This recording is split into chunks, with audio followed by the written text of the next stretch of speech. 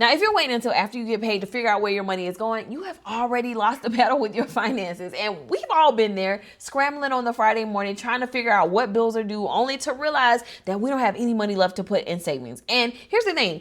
Most people think that money management starts on payday, but the reality is that if you want to break the paycheck to paycheck cycle, the secret is starting before the money even hits your account. And I can tell you, as a personal finance educator for over a decade, the people who don't plan are the people who stay stuck. But the people who implement this 4-step paycheck routine that I'm going to share in this video are the ones who stop struggling and ultimately build wealth. So today I'm going to be sharing the exact blueprint for managing your money confidently, starting with step 1, which is to allocate. Now, before a dime hits your bank account, you need to know exactly where that money is going. The simplest way to do this is with budget percentages. Now, the internet is full of budget percentages. In fact, I've done my fair share on this channel. However, the one that I found most effective and used for my family is what I call the 10-10-80 rule. That's 10% of your income going to tithes or charitable giving, 10% of that paycheck going to your future, and 80% going to living expenses. Now, personally, 10% of our income goes to our local church for tithing. However, for you, that can be charitable giving.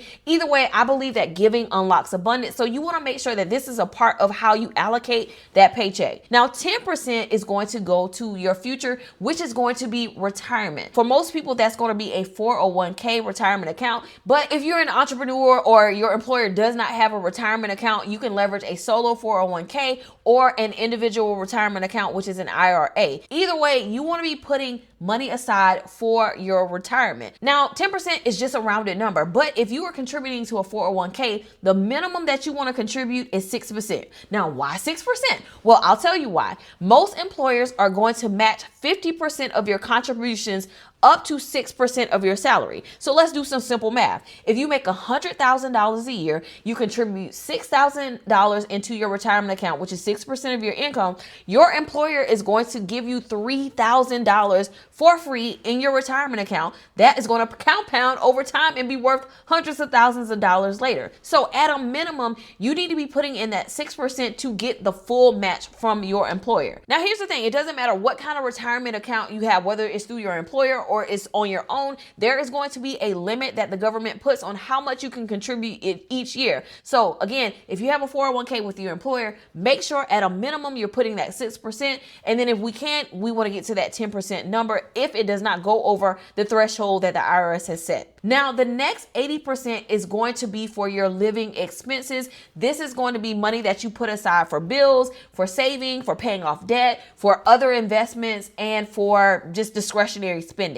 Now, you're not going to just dump 80% of your paycheck into a bank account as a free-for-all. We're actually going to budget that money and allocate where every single dollar is going to go. I've already done a video on how to budget your paycheck, so make sure you stay until the end because I'm going to link it at the end of this video. Nonetheless, we're going to budget that money. Now, here's the thing. Just because you got a little budget now does not mean that your money is going to manage itself. You can have the best budget in the world with color coordination and all the things, but if you don't do this next step, your money is still going to be a hot mess. So the next step is to separate. You want to organize your finances. You need to know exactly where your money is going and what it's for. And to do this, you're going to have separate bank accounts. So we're going to take that 80% of your paycheck and separate that across different bank accounts. Now, I have been known to have at least 8 bank accounts or more. However, I'm going to keep it simple for you. You need a minimum of 3 bank accounts, and those bank accounts are going to be a bill account, an emergency savings account, and a sinking fund, which could be one or more accounts. So I'll break it down. Now, the bill account is pretty self-explanatory. This is going to be a checking account where all of your bill payments come out of. Then your emergency savings account is going to be a savings account where you're going to put at least 6 to 12 months worth of your expenses in that account. You want to make sure you're saving in case of a job loss or anything like that, but we're going to put that money aside in savings. The sinking fund is going to be for those things that you're saving up for that you're eventually going to spend on. So it may be an account for Christmas. It may be an account for a vacation or it could be an account that you're putting money aside for kids' expenses. Now, this part is important because you don't just want to put your money in any old bank, okay? So when it comes to your bill account, you want to put this in a local bank or one of the national banks around.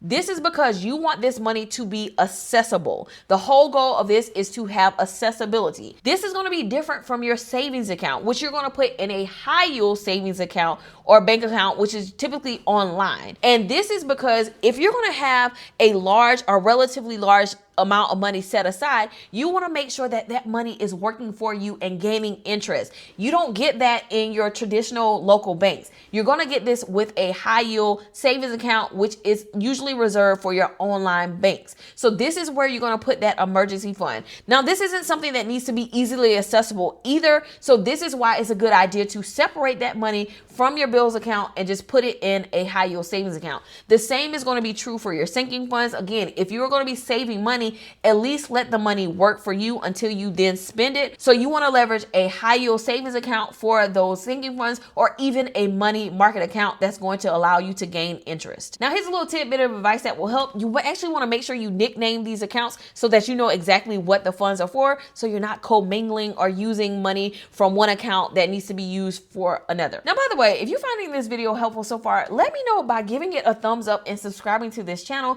so that I know to create more videos like this. Now, I don't know about you, but I've forgotten to pay a bill a time or two. And you know, as an adult, we got a lot of things on our plate. And the last thing that you need to be worrying about is manually paying a bill on payday. So the next step is going to be to automate. And this simply means automating your bill payments and money being transferred into those accounts that you just created. So here's what you're going to automate. First, you're going to automate your contributions to your 401k or retirement account. Now, the reason that this is first is because when you set this up with your employer, they're going to automatically take the money out of your paycheck before you get paid. It's automatically being contributed and the match is automatically being applied. The next thing that you're going to automate is going to be your tithes or charitable giving. Now, this is something that you can set up with the charity or with your church.